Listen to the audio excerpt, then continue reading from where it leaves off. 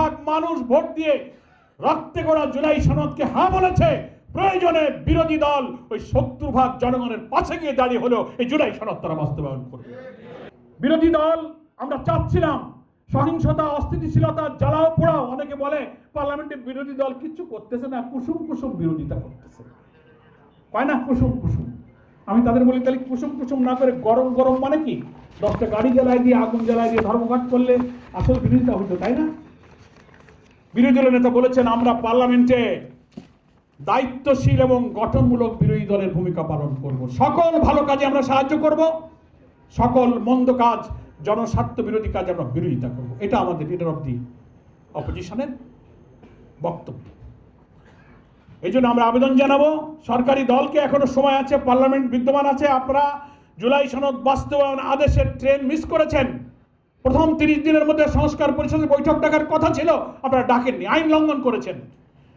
আপনারা সংবিধান সংস্কার পরিষদের যে আইনি কাঠামো সরকার প্রেসিডেন্সিয়াল অর্ডারে করে দিয়েছে, তার মধ্য দিয়ে এই সংস্কার বাস্তবায়ন করতে আপনি সেটাকে বাইপাস করে কমিটি গঠন করতে গেছেন।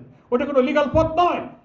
আপনি তো জুলাই সনদকে অস্বীকার করছেন। ফলে এখনো সময় আছে, আপনি পার্লামেন্টে এসে বলেন যে ভাই আমাদের ভুল হয়ে গেছে, 30 দিনের মধ্যে আমরা সংস্কার পরিষদের অধিবেশন আহ্বান করতে পারিনি, আসেন বিরোধী দল সরকার দল মিলে সংশোধন নয়, আমরা আবার সেই সংস্কারই করতে চাই, কাঠামোগত পরিবর্তনে আমরা উভয় দল মিলে কি করে এটা করা যায়, তখন আপনারা বিরোধী দলকে বলেন, তখন আলোচনা করে।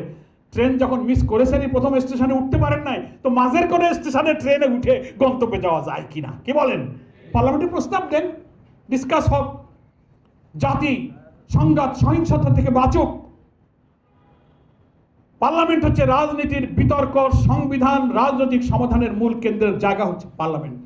এখানে যদি সমাধান না করে আপনি যদি এটা আবার রাজপথে ঠেলে দেন যে 70% মানুষ ভোট দিয়ে রক্তে গড়া জুলাই সনদকে হ্যাঁ বলেছে, প্রয়োজনে বিরোধী দল ওই 70% জনগণের পাশে গিয়ে দাঁড়িয়ে হলো এই জুলাই সনদ তারা বাস্তবায়ন করবে।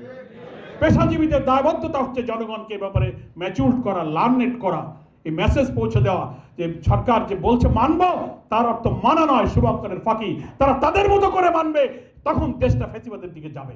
আর no amendment but reform, must reform করতে হবে।